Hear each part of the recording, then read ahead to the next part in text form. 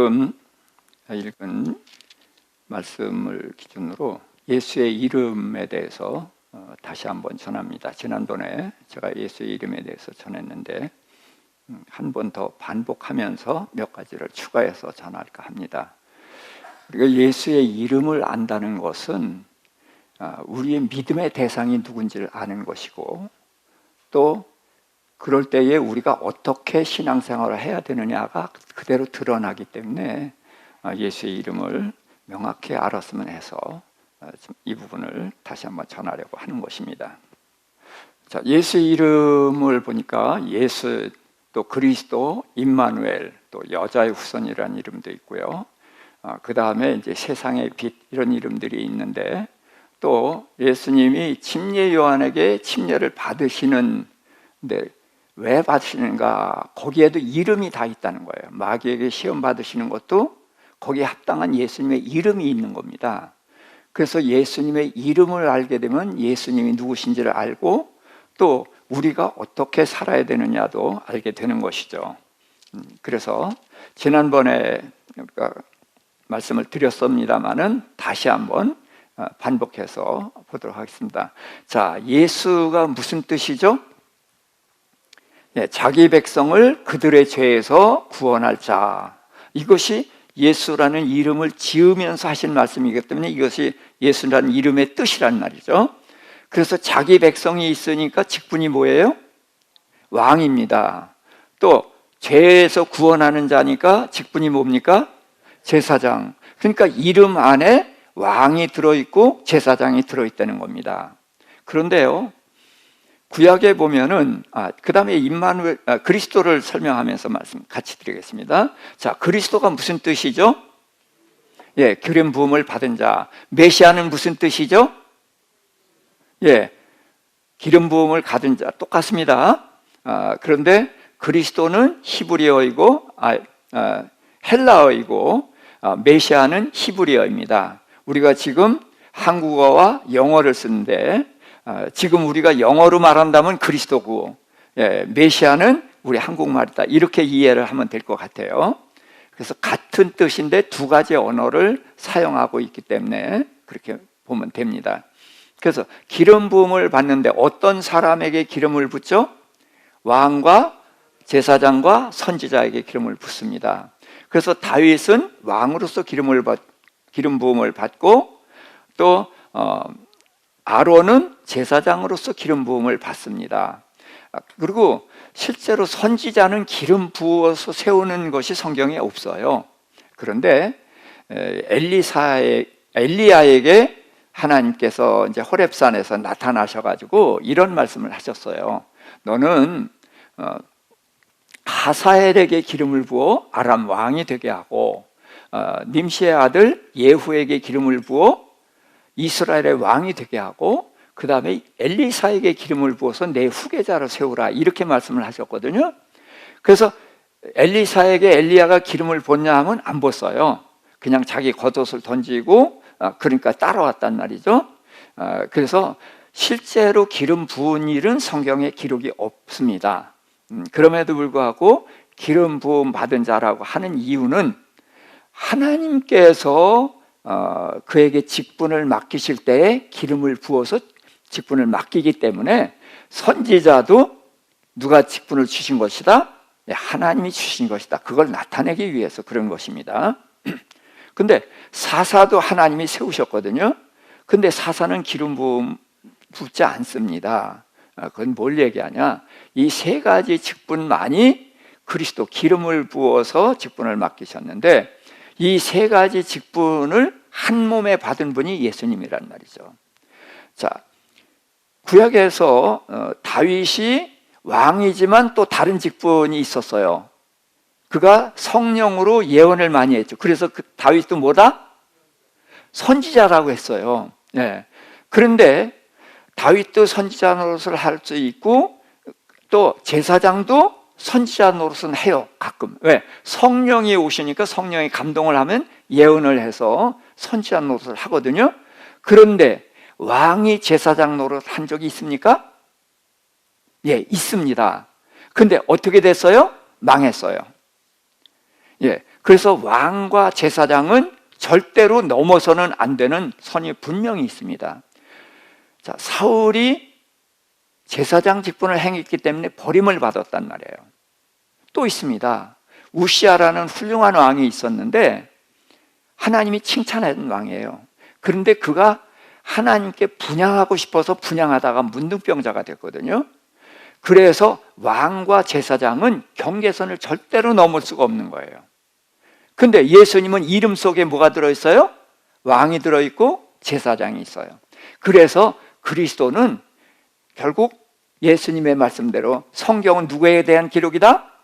예, 나에 대한 기록이다 한 것처럼 이 그리스도, 이 사람들이 다 예수님을 예표하는 거다, 그런 얘기입니다. 그렇다고 해서 성경에 나오는 인물도 다 예수님을 예표한다. 그래서 이삭은 순종한 사람이니까 예수님의 모형이다. 그런데 저는 이런 모형론에 대해서 반대합니다. 자, 이삭이 예수님의 모형이다 보니까 흠이 생기면 돼요, 안 돼요? 안 되죠. 그러니까 이삭은 흠이 있잖아요. 예? 아내를 누이라고 했잖아요. 하나님이 야곱을 택했는데 누구한테 축복하려고 그랬어요? 에서한테 축복하려고 했잖아요. 자, 그렇게 하나님의 뜻을 거역합니다. 그런데 예수님의 모형이다 보니까 이걸 덮어버려요. 그래서 하나님이 이삭이라는 사람을 통해서 하시는 일을 우리가 모형론에 갇혀 있기 때문에 실제로 못 보는 거예요. 예수님은 그런 사람의 모형을 통해서 설명하지 않아도 이런 것으로 충분한 설명이 되는 것입니다. 그래서 이게 한 학파가 있어요. 이 모형론을 강하게 주는 사람들이 실제로 있거든요. 그래서 많은 유익도 있습니다만은 저는 이 사람을 예수님의 모형으로 보기에는 문제가 있다. 왜? 모든 사람이 다 누구예요? 죄인이거든요. 그러니까 죄인을 예수님의 모형이라고 하는 것은 저는 처음부터 잘못된 거다, 이렇게 생각을 하는 사람입니다. 자, 이것은 이런 주장도 있고 이런 주장도 있는 것이니까 여러분들이 알고 선택을 하면 되는 것입니다. 자, 그래서 예수 그리스도라는 이름이 이제 어떤 건지 살펴봤습니다. 그래서 예수님은 왕이시고 제사장이시고 선지자이신데 예루살렘에 나귀를 타고 들어가셨죠. 무슨 신분을 나타낸 거예요? 예, 왕의 신분을 나타낸 것입니다. 그런데 예수님이 왕 노릇을 하신 적이 있습니까? 없습니까? 없습니다. 왕이라는 신분만을 알렸어요. 그런데 예수님이 죽으실 때에 어떤 직분으로 죽으셨냐? 그러면 이 세 가지 직분을 다 가지고 계세요. 왕으로 죽으셨어요.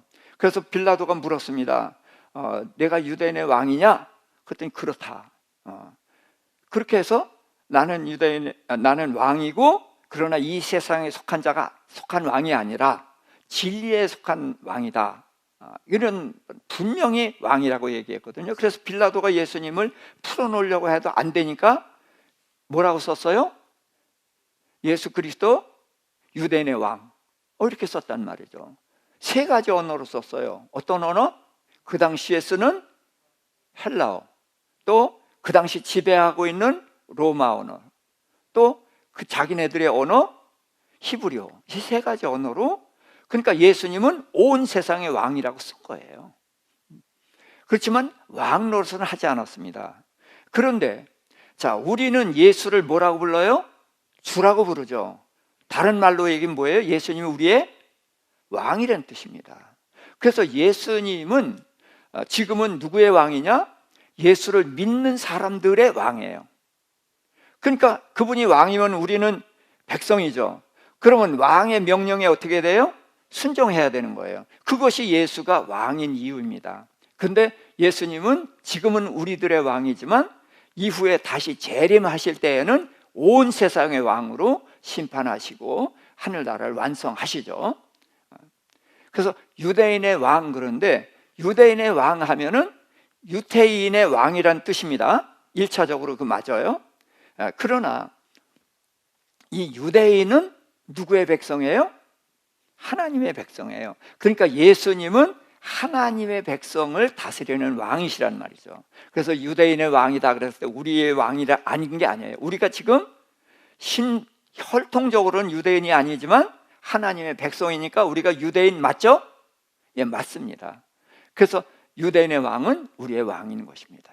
자, 예수님은 제사장인데 제사장은 무슨 일을 합니까? 죄를 사하는 일을 해요.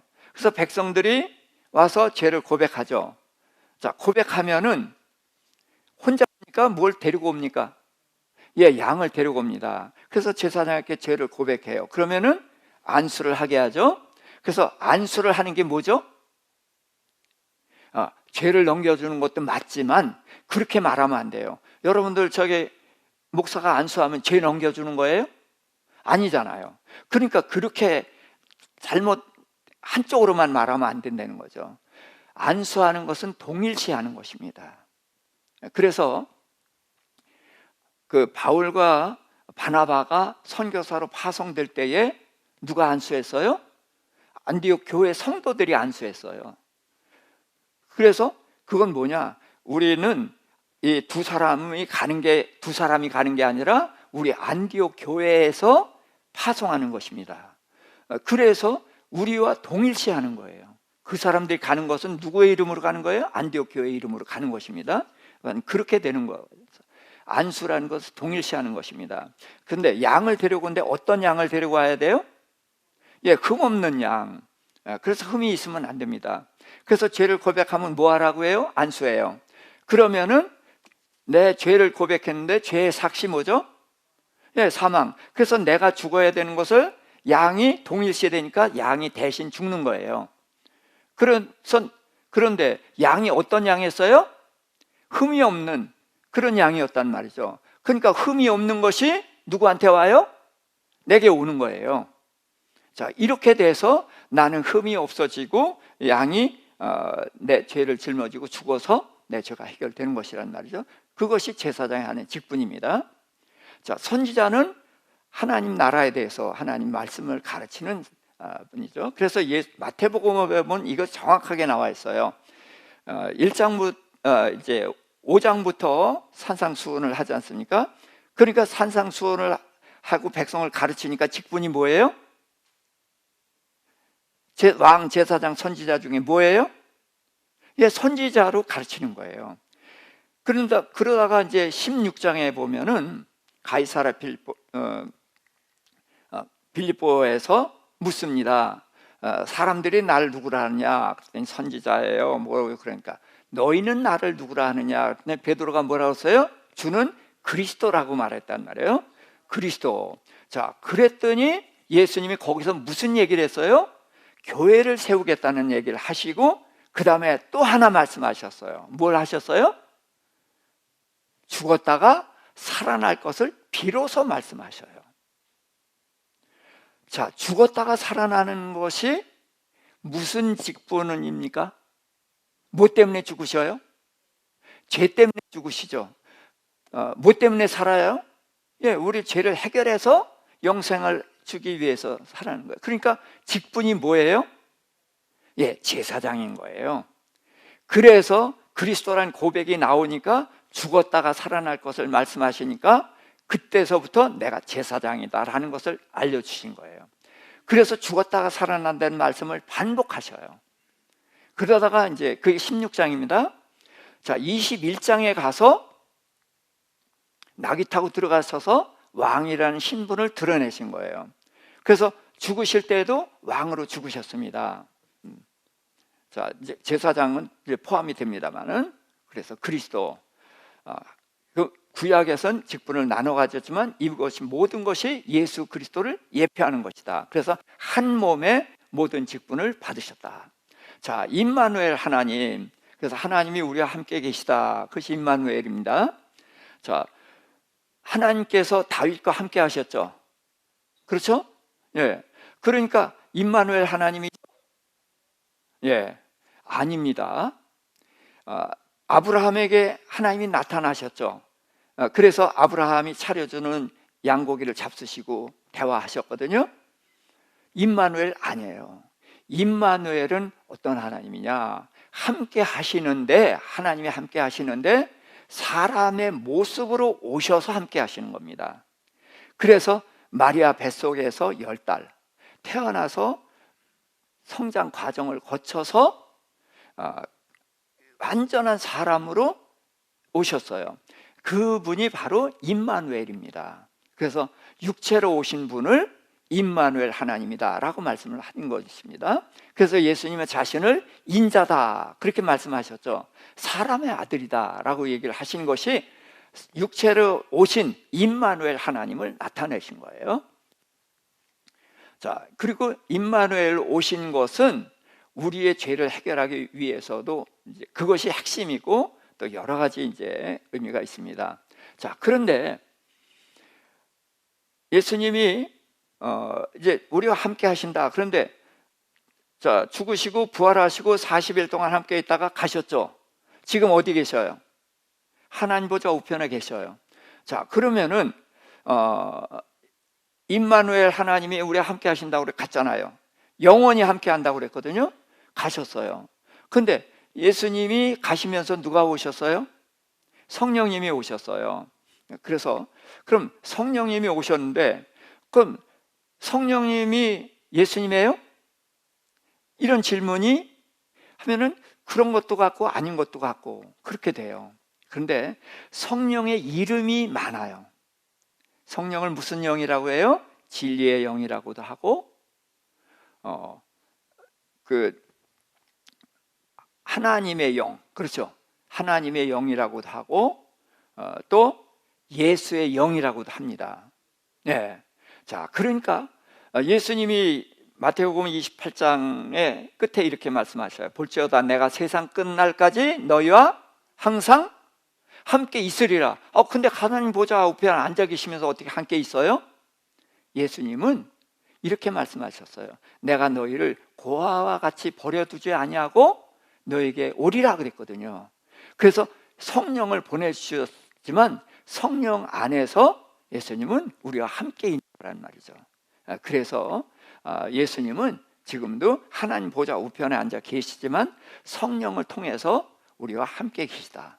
그렇게 이해하시면 됩니다. 그래서 삼위일체 하나님을 이 성령을 통해서 설명을 할 수가 있어요. 성령이 하나님의 영이시고 또 예수의 영이시라고 말해요. 그러니까 그 안에서 성령 안에서 세 분이 다 우리를 만나 주신다. 이렇게 이해하면 되겠습니다. 그래서 임마누엘 하나님은 육체로 오신 예수님과 성령님을 나타낸다. 자, 그 다음에 네 번째 이제 여자의 후손인데 성경을 읽어볼까요? 창세기 3장 15절입니다. 내가 너로 여자와 원수가 되게 하고 내 후손도 여자의 후손과 원수가 되게 하리니 여자의 후손은 내 머리를 상하게 할 것이요 너는 그의 발꿈치를 상하게 할 것이니라 하시고. 자, 창세기 3장에서 하와가 하나님의 말씀을 거역하고 선악과를 따먹어서 범죄했어요. 그리고 아담도 같이 먹었단 말이죠. 그래서 아담과 하와가 범죄해서 이제 죽게 됐습니다. 자, 죄의 결과가 뭐냐? 죄의 결과를 알기 위해서는 죄의 전의 상태가 뭐냐를 알아야 돼요. 자, 하나님께서 여태 동안 모든 만물을 다 만드신 후에 마지막에 사람을 만드셨죠. 왜 마지막에 사람을 만드셨어요? 재료가 남아서요? 그런 거 아니죠. 그럼 왜 마지막에 만드셨어요? 근데 만드신 기준이 뭐죠? 하나님의 형상과 하나님의 모양을 따라 지었어요. 그럼 형상과 모양이 뭐죠? 창세기 5장 3절에 보면 아담이 자기 모양, 자기 형상과 같은 아들을 낳아서 이름을 셋이라 했고, 그래서 모양과 형상은 곧 뭐를 나타내요? 아들. 그래서 우리는 하나님의 누구예요? 자녀로. 예, 하나님의 자녀를 지음을 받았어요. 그럼 이 세상은 왜 먼저 창조했어요? 사람 주려고. 자식인 우리 사람 주려고 천지를 창조했단 말이에요. 그래서 뭐 하라고 그랬어요? 다스리고 정복하라고 다 주셨잖아요. 자, 그래서 신분은 하나님의 자녀. 자, 수명은 영생하는 존재입니다. 그리고 누가 함께 있었어요? 성령이 함께 있었어요. 하나님께서 창세기 2장 7절에 후 하고 숨을 불어 넣으실 때 그때 성령이 들으셨습니다. 뒤에 이제 나중에 알게 되는데, 근데 그래서 우리의 신분은 하나님의 자녀, 수명은 영생, 그리고 누가 함께? 성령이 함께. 이것이 하나님이 창조한 우리의 모습이에요. 근데 죄로 인해서 하나님의 자녀가 누구의 종이 되어버렸어요? 마귀의 종, 죄의 종이 되어버려서 신분이 바뀐 거예요. 수명이 죄의 삭선 사망, 그래서 죽는 존재가 됐어요. 그 다음에 창세기 6장 3절을 보니까 하나님의 영이 떠나시거든요. 그래서 죄의 이전의 상태를 알고 이후의 상태를 알아야 돼요. 그래서 죄를 져서 신분이 바뀌고 수명이 달라지고 성령이 떠나버렸단 말이에요. 그랬을 때에 하나님께서는 여자의 후손을 보내실 것을 말씀을 하신 것입니다. 그래서 여자의 후손이 와서 이제 사탄의 뱀의 후손의 머리를 깬다 그랬습니다. 머리를 깬다는 것은 권세를 깨트리는 것을 말합니다. 그리고 사탄은 발꿈치를 상하게 한다, 문다 그랬는데, 예수님을 십자가에 못 박아 죽였죠. 그래서 못자국 창자국이 남았어요. 근데 예수님이 죽었는데 문제가 있죠. 자, 사단은 무슨 권세를 쥐고 있어요? 사망 권세. 근데 사망 권세는 어디에 효력이 있어요? 죄의 삭선, 사망. 그러니까 죄의 사망 권세의 효력이 있어요. 그래서 아담 후손 모든 사람이 죄를 범하였음에 자, 사망 권세 아래 들어가는 거죠. 근데 예수님을 죽였단 말이에요. 그래서 사망 권세 아래 들어갔어요. 문제가 생겼죠. 왜? 뭐가 없어요? 예수님은? 죄가 없어요. 사망 권세 아래 가둬놓을 수 있어요? 없어요? 없어요. 그래서 뚫고 나오셨단 말이죠. 그래서 사망 권세가 구멍이 난 거예요. 근데 문제는 이게 문제가 아니에요. 예수님이 십자가에서 왜 죽으셨어요? 우리의 죄를 짊어지고 죽으셨단 말이에요. 그래서 내 죄를 짊어지고 죽으셨다는 것을 믿는 사람은 예수님께 붙어있는 자가 된 거죠. 나는 포도나무예요. 너희는? 예수님이 포도나무고 우리 가지니까 붙어있는 거란 말이에요. 붙어있으면 열매를 맺는 거예요.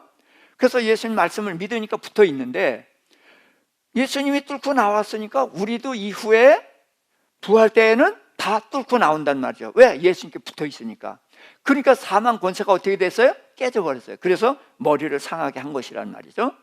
자, 그것을 또 다시 보완해서 설명한 게 이사야서 7장 14절이에요. 함께, 그러므로 주께서 친히 징조를 너에게 주실 것이라. 보라, 처녀가 잉태하여 아들을 낳을 것이요 그의 이름을 임마누엘이라 하리라. 그래서 여자의 후손이 이제 구체적으로 처녀가 잉태하여 난다. 그래서 임마누엘이다. 하나님이 우리와 함께 하신다. 이렇게 말씀을 하셨단 말이에요. 자, 로마서 5장 12절.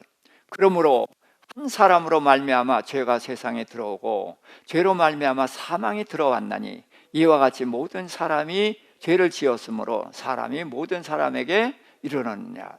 그래서 사망이 아담 한 사람으로 인해서 온 인류에게 왔단 말이에요. 왜? 죄가 들어오고 사망이 들어온 거예요. 자, 그게 한 사람으로 시작됐습니다. 6장 3절입니다.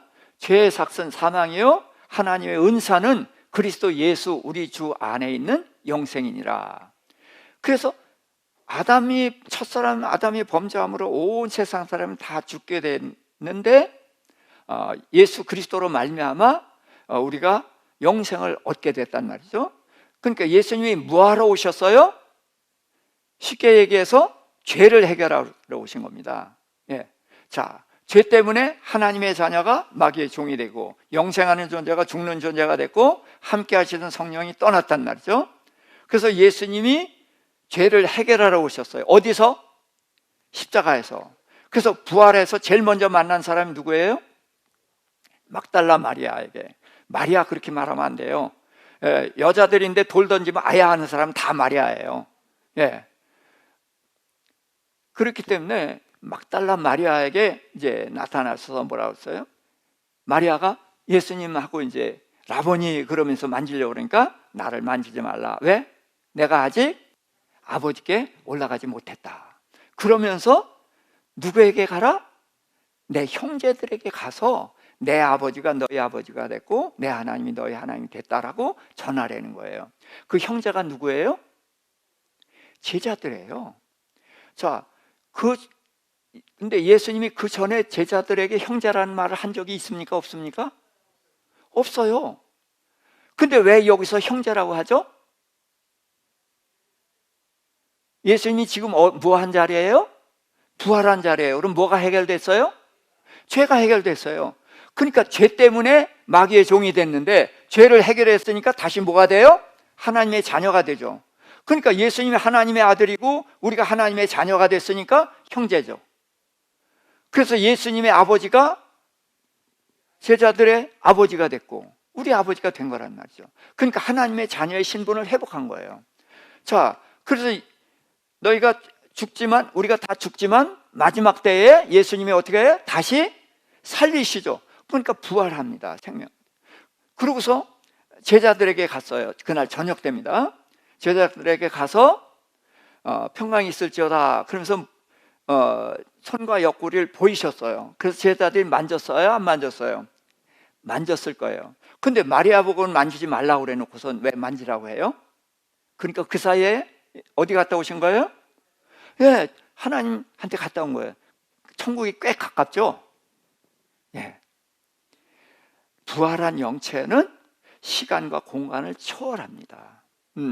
그래서 만나 뵙고 제자들에게 이제 오신 건데, 그럼 만져보게 하시면서 아버지께서 나를 보내신 것 같이 나도 너희를 보내노라 하면서 성령을 받으라 그랬어요.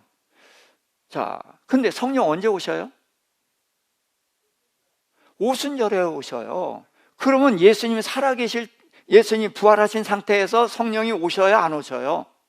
안 오셔요. 예수님 언제 올라가셔요?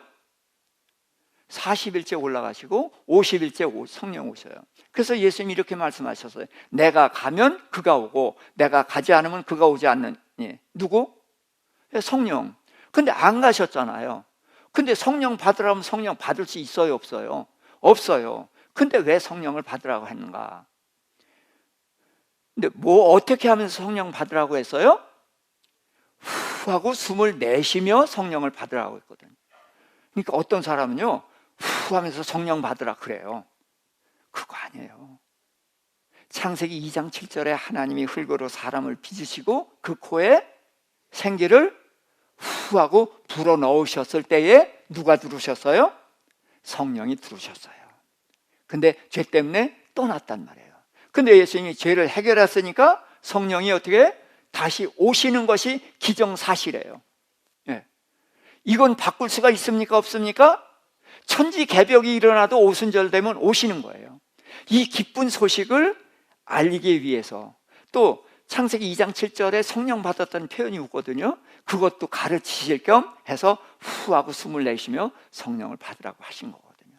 그래서 예수님은 죄를 해결하러 오셨고 우리 하나님의 자녀인 신분을 회복하러 오셨고 영생을 회복하러 오셨고 성령을 다시 보내러 오셨다.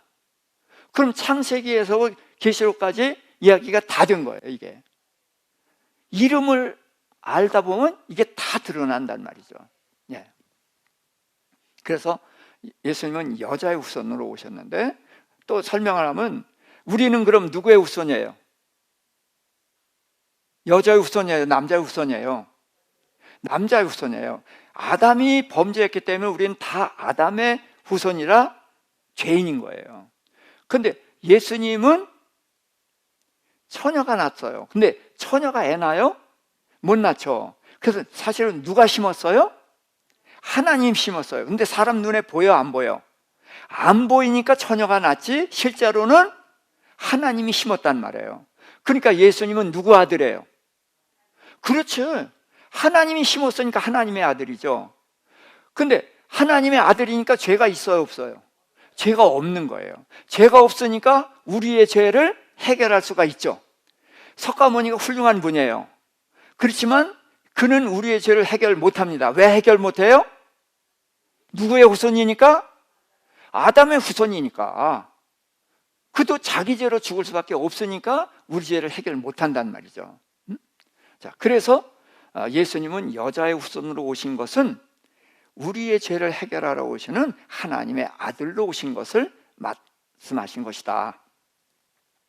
자, 요한에게 침례 받으시는 예수입니다. 마태복음 3장 13절부터 함께, 이때에 예수께서 갈릴리로부터 요단강에 이르러 요한에게 침례를 받으러 가시니 요한이 말려 이르되 내가 당신에게서 침례를 받아야 할 터인데 당신이 내게로 오시나이까? 예수께서 대답하여 이르시되 이제 허락하라. 우리가 이와 같이 하여 모든 의를 이루는 것이 합당하니라 하시니 이에 요한이 허락한지라.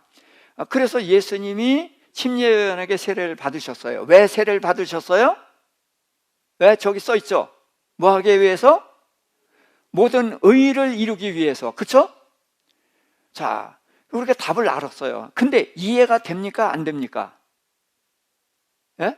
예수님이 침례 요한에게 침례 받으시는 것이 모든 의를 이루기 위해서다? 자, 조금 답이 아직 불완전하단 말이에요. 자, 그럼 마가복음 1장 4절, 침례 요한이 광야에 이르러 죄 사함을 받게 하는 회개의 침례를 전파하니. 자, 그래서 이스라엘 사람들이 다 침례 요한에게 왔어요. 근데 침례 요한에게 와서 뭐 했습니까? 침례 받기 전에 뭐 했어요? 죄를 고백했죠. 그게 회개죠. 죄를 고백했어요. 그래서 회개의 침례를 줬단 말이에요. 자, 그러니까 예수님도 침례 요한에게 왜 침례 받았어요? 죄를 고백하러. 예? 예수님은 죄가 없잖아요. 그렇죠? 그러니까 침례 요한에게 받을 필요가 있어요, 없어요?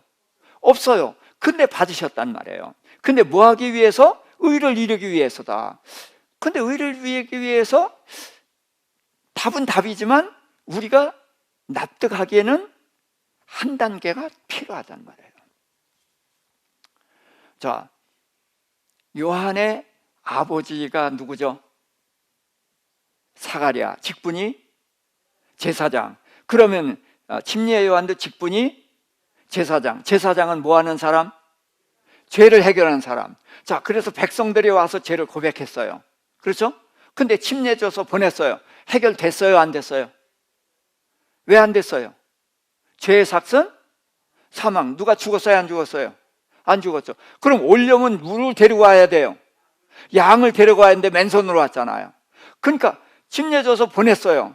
그러면 그 사람들은 갔는데 죄가 해결 안 됐죠. 왜 안 됐어요? 뭐가 없어서? 양이 없어서. 근데 예수님의 이름이 뭐예요? 양. 무슨 양? 어린 양. 무슨 어린 양? 하나님의 어린 양. 또 무슨 하나님의 어린 양? 예, 그렇죠. 세상 죄를 지고 가는 하나님의 어린 양. 그러니까 백성들이 죄를 고백했어요. 죄를 고백했는데 그런 죄를 가지고 있어요. 또 다른 사람이 고백한 죄도 가지고 있어요. 그렇죠? 제사장이 다 가지고 있어요. 근데 뭐가 없었어요? 양이 없어요. 근데 누가 왔어요? 예수님이. 예수님 누구예요? 하나님의 어린 양. 뭐 하는 어린 양? 세상 죄를 지고 가는 어린 양. 그러니까 내가 받은, 침례 요한이 제사장이 받은 죄를 어떻게 해요? 세상 죄를 지고 가는 하나님의 어린 양께 넘겨주는 거죠. 이게 침례죠. 그래서 이름을 알아야 돼요. 우리가 세상 죄를 지고 가는 하나님의 어린 양 이름을 알았지만 이 이름을 침례 요한의 침례 받는 것과 연결해서 알면은 명확해지잖아요. 네. 그래서 우리가 이름을 알 필요성이 있는 거예요. 그렇게 해서 예수님이 침례를 받았더니 하늘이 열리고 성령이 임하시고 이는 내 사랑하는 아들이요 기뻐하는 자다. 왜? 예수님이 뭐 하셔요? 죄를 사하셔요. 그러니까 아담 이후로 모든 사람이 죄를 범했어요. 그래서 제사장이 와서 죄를 고백하고 양이 죽고 그랬지만 죄가 근본적으로 해결됐어요? 안 됐어요? 안 됐어요. 그러니까 모든 사람이 다 뭐예요? 의인이에요? 죄인이에요? 모든 딱 죄인이란 말이죠. 근데 하나님이 다 의로운 자로 만들어 놨는데 이게 거꾸로 돼버렸단 말이죠. 근데 예수님이 오셔서 이걸 해결하잖아요. 그래서 우리가 다 죄인이었는데 지금 뭐예요? 의인 됐죠. 그러니까 뭐를 이루었어요? 모든 의를 이루셨죠. 뭘로? 십자가에서 이루셨단 말이에요. 그래서 요한복음 1장 29절, 이튿날 요한이 예수께서 자기에게 나아오심을 보고 이르되 보라, 세상 죄를 지고 하는 하나님의 어린 양이로다. 그러니까 이 침례 요한은 예수님을 보고 이렇게 말을 했어요. 그러면서도 이게 침례 줄 때 이거 알았어요? 몰랐어요? 모르는 거예요. 예, 하나님께서 이 알게 해서 말은 했는데 이게 무슨 뜻인지도 모르고 예수님을 침례 주면서도 몰랐어요. 그래서 언제 알게 돼요? 성령이 오시게 되면 그제서 이 모든 것이 다 알게 되는 것이거든요. 그래서 예수님의 이름, 그래서 침례 요한의 침례 받으시는 예수님은 세상 죄를 지고 하는 하나님의 어린 양이다. 이게 5번째 이름입니다. 자, 그럼 6번째, 마귀에게 예수님이 시험을 받으셔요. 마태복음 4장 1절입니다. 그때에 예수께서 성령에게 이끌려 마귀에게 시험을 받으려 광야로 가사 40일을 밤낮으로 금식하신 후에 줄이신지라. 시험하는 자가 예수께 나와서 이르되 내가 만일 하나님의 아들이거든 명하여 이 돌로 떡덩이가 되게 하라. 예수께서 대답하여 이르시되 기록되었으되 사람이 떡으로만 살 것이 아니요 하나님의 입으로부터 나오는 모든 말씀으로 살 것이니라 하였느니라 하시니. 자, 왜 예수님이 마귀에게 시험을 받아야 될까요? 하나님의 아들인데 하나님이신 분이 왜 마귀에게 시험을 받아야 될까요? 자, 그래서 이제 그걸 생각해 보자는 거죠. 자, 고린도전서 15장 22절입니다. 아담 안에서 모든 사람이 죽은 것 같이 그리스도 안에서 모든 사람이 삶을 얻으리라. 자, 그래서 아담과 누구를 대비해요? 아담과 예수님을 대비해요. 자, 15장 45절, 기록된 바 첫사람 아담은 생명이 되었다함과 같이 마지막 아담은 살려주는 영이 되었나니. 자, 그래서 예수님을 무슨 아담? 마지막 아담. 자, 그럼 여기서 아담은 무슨 뜻이에요? 예, 조상이란 뜻이에요. 자, 이 세상에는 다양한 인종이 있어요. 뭐 백인도 있고 흑인도 있고 황인종도 있고. 아니에요. 2종류 인종이 있어요. 어떤 인종?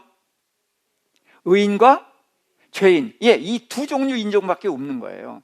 아담 이래로 온 인류가 다 죄인이에요. 그래서 첫사람 아담은 누구의 조상? 죄인의 조상. 근데 예수님은 뭘 해결하러 오셨어요? 죄를 해결하러 오셨어요. 그래서 예수를 믿으면 뭐가 돼요? 의인이 돼요. 그러니까 예수님은 누구의 조상? 의인의 조상. 그래서 첫사람 아담은 죄인의 조상, 마지막 아담 예수는 의인의 조상. 그래서 아담이라는 이름을 쓰는 거예요. 그래서 첫사람, 마지막 아담, 둘째 아담이라는 표현도 있습니다. 그런데 저는 그 표현을 안 썼으면 좋겠어요. 둘째 하면 뭣도 가능해요? 셋째도 가능하잖아요. 근데 셋째가 있을 수가 있어요, 없어요? 예, 그래서 첫사람 아담, 마지막 아담, 이것이 정확하죠. 그래서 마귀에게 시험을 받으시는 것은 뭐냐? 첫사람 아담이 실패했죠. 그러니까 마지막 아담도 시험을 통해서 입증을 하려는 거예요. 근데 첫사람 아담은 이제 하와가 물론 무너졌지만 하와와 아담을 동일시 이제 하나로 묶어서 봅시다. 첫사람 아담은 왜 무너졌습니까? 시험에.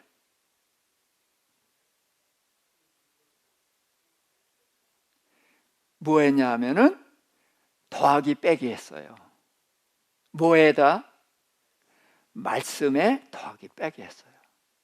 근데 예수님은 기록되었으되 라고 해서 하나님의 말씀으로 답변을 하시거든요. 근데 사단도 하나님의 말씀을 썼어요. 그랬더니 예수님이 또 기록되었어요. 그래서 하나님의 말씀으로만 답변을 해요. 그러니까 기록된 말씀이니까 한자도 틀리지 않아요. 말씀 그대로. 그래서 말씀으로 사단을 물리치셔요. 근데 첫사람 아담은 말씀에 더하기 빼기 했어요. 자, 무엇을 더했죠? 자, 하나님은 뭐를 먹지 말라고 하셨어요? 예, 선악을 알게 하는 나무의 열매를 먹지 말라. 그것이 하나예요. 그런데 하와는 뭐라고 했냐면, 그러면서 그것을 먹는 날에는 정령 죽으리라. 반드시 죽는다. 이 두 가지를 말씀하셨어요. 먹지 말라, 먹으면 죽는다. 이거예요. 자, 그런데 하와가 답변하기를 동산 중앙에 있는 나무는 뭐 하지도 말고 만지도 말고 먹지도 말라. 그래서 뭐 했어요? 먹지 말라는데 더하기 했어요. 만진다는 걸 더했어요. 그리고서 반드시 죽는다 그랬는데 뭐예요? 죽을까 하노라 해서 뺐죠. 그래서 하나님의 말씀에 더하기 빼기 한 거예요. 그런데 하나 또 했어요. 하나님은 뭘 금했다고요? 뭐를 먹지 말라? 선악을 알게 하는 나무. 그런데 동산 중앙에는 뭐가 있어요? 선악을 알게 하는 나무와 생명나무가 함께 있었단 말이에요. 그러니까 하나님의 말씀은 선악과인데 생명나무를 포함했으니까 뭐 한 거예요? 더하기 한 거예요. 자, 이것이 하와의 문제입니다. 그래서 하나님의 말씀을 정확히 하지 않으면 무너지는 거예요. 그래서 제가 하나님의 말씀을 깐깐하게 물고 늘어지는 이유가 뭐냐? 정확히 알자는 거예요. 두리뭉실 비슷하게 알면 안 된다. 이단이 뭐예요? 끝이 달라요. 여러분, 요즘 이제 신천지가 난리 났습니다. 교회 아주 세상에 드러내놓고 막 사람들 전도하고 그러는데, 그들이 전하는 말 들으면요 명확해요. 성경을 정확하게 전해요. 그러니까 다 넘어가는 거예요. 근데 어디가 달라진다고요? 끝에 가서 달라지는 거예요. 그런데 우리는 비슷하게 아는 거로 만족하다 보니까 그들이 명확하게 하는 걸 보고 그쪽으로 넘어가죠. 저는 성경을 명확하게 알고, 그래서 여기 마지막 아담 예수님처럼 말씀에 1.2획도 더하거나 빼지 않아야 된다. 네. 그래서 마귀의 시험을 받으시는 예수님은 어떤 이름이 뭐예요? 마지막 아담 예수님. 마지막 아담을 다른 말로 하면 누구의 조상? 의인의 조상. 예, 이렇게 그 이름을 통해서 알 수 있기를 바랍니다. 그래서 예수님도 시험을 통해서 이기셔서 우리에게 마귀를 이기려면 어떻게 이겨야 된다? 뭘로? 말씀으로. 말씀에 뭐 하지 말라? 그렇지, 더하기 빼기 하지 말라. 그것을 가르쳐 주신단 말이죠. 자, 그럼 마지막으로 예수님이 이제 세상의 빛 예수인데, 요한복음 1장 1절부터 5절입니다. 태초에 말씀이 계시니라. 이 말씀이 하나님과 함께 계셨으니 이 말씀은 곧 하나님이시니라. 그가 태초에 하나님과 함께 계셨고 만물이 그로 말미암아 지은 바 되었으니 지은 것이 하나도 그가 없이는 된 것이 없느니라. 그 안에 생명이 있었으니 이 생명은 사람들의 빛이라. 빛이 어둠에 비치되 어둠이 깨닫지 못하더라. 자, 빛이 어둠에 비치는데 어둠이 깨닫지 못해요. 자, 깨닫지 못하는 어둠이 뭐예요? 자, 그러면은 빛이 뭐예요? 자, 지금 여기 누구에게 태초에 말씀이 계셔요. 이 말씀이 곧 누구라가? 하나님이다. 그래서 그가 태초에 하나님과 함께 계셨고, 그가 누구? 예수, 하나님과 함께 계셨고, 만물이 그로 말미암아 지은데 누가 지었어? 예수님이 지었지. 하나도 그가 없이는 된 것이 없네. 누구 없이는? 예수 없이는. 그 안에 생명이 있었으니 누구 안에? 예수 안에. 이 생명은 사람들의 빛이라. 에? 사람들의 빛이 누구? 예수. 예수. 지금 예수 얘기예요. 그래, 빛이 어둠에 빛이 돼. 누가? 예수님이 빛이 돼. 그럼 어둠은 누구? 사람. 자, 예수님이 빛이죠. 하나님은? 예, 하나님 빛이에요. 자, 그러면서 에베소 5장 8절, 너희가 전에는 어둠이더니 이제는 주 안에서 빛이라, 빛의 자녀들처럼 행하라. 자, 우리가 전에는 어둠이었어요. 자, 그럼 거슬러 올라가자고요. 자, 아담과 하와가 범죄하기 전에는 신분이 뭐예요? 하나님의 자녀. 그럼 하나님의 자녀면 빛이에요, 어둠이에요? 빛이었죠. 그런데 범죄했기 때문에 어둠이 됐단 말이에요. 마귀의 종이 돼버렸단 말이죠. 그 얘기예요. 다 똑같은 이야기입니다. 그래서 마귀의 종이 돼서 오랫동안 어둠 속에서 살고, 그러다 보니까 이 어둠이 당연한 것이 돼버린 거예요. 그래서 예수님이 오셔서 너희가 본래 하나님의 자녀였어 하고서 자녀의 신분을 회복하라고 빛을 비추는데 받아들여요? 못 받아들여요? 못 받아들여요. 그러나 영접하는 자, 곧 예수께서, 자, 같이 읽을까요? 요한복음. 예수께서 또 말씀하여 이르시되 나는 세상의 빛이니 나를 따르는 자는 어둠에 다니지 아니하고 생명의 빛을 얻으리라. 그래서 예수님을 이제 믿으면 되는데, 요한복음 1장 12절에 뭐예요? 영접하는 자는 하나님의 자녀가 되는 권세를 얻는다 그랬죠. 그러니까 예수님이 누구예요? 하나님의 아들. 그러니까 하나님의 아들을 내가 영접하니까 내가 뭐가 돼요? 하나님의 아들이 돼요. 자, 예수님이 또 뭐예요? 지금 여기서는 빛이요, 빛. 빛을 내가 영접하니까 내가 뭐가 돼요?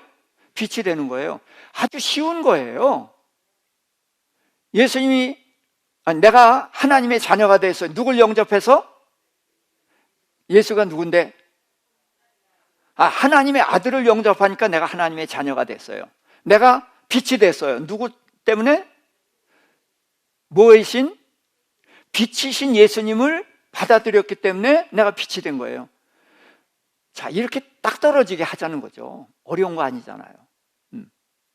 그래서 우리가 빛이 됐는데, 자, 그래서 예수님이 세상의 빛입니다. 그래서 우리가 예수님을 믿게 되면은 이제는 생명의 빛에 속하게 된 거란 말이죠. 마태복음 15장 14절부터 너희는 세상의 빛이라 산 위에 있는 동네가 숨겨지지 못할 것이요 사람이 등불을 켜서 말 아래 두지 아니하고 등경 위에 두나니 이러므로 집안 모든 사람에게 빛이 나느니라.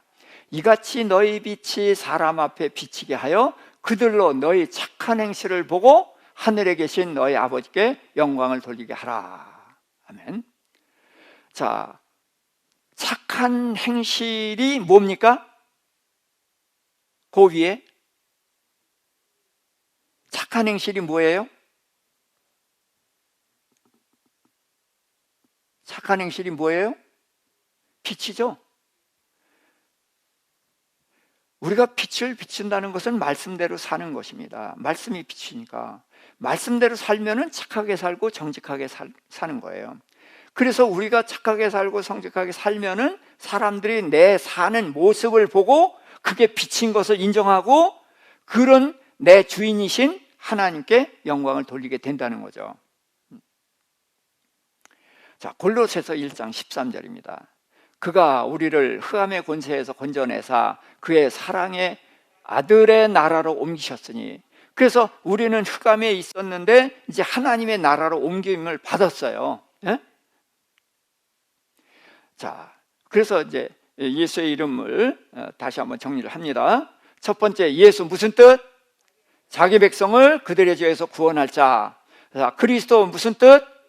기름 부음을 받은 자. 어떤 사람? 왕, 제사장, 선지자. 그래서 예수님은 한 몸에 이 직분을 받은 거예요. 자, 임마누엘은 무슨 뜻? 하나님이 자기 백성과 함께 하신다, 우리와 함께 하신다는 뜻인데, 그래서 임마누엘 하나님은 누구예요?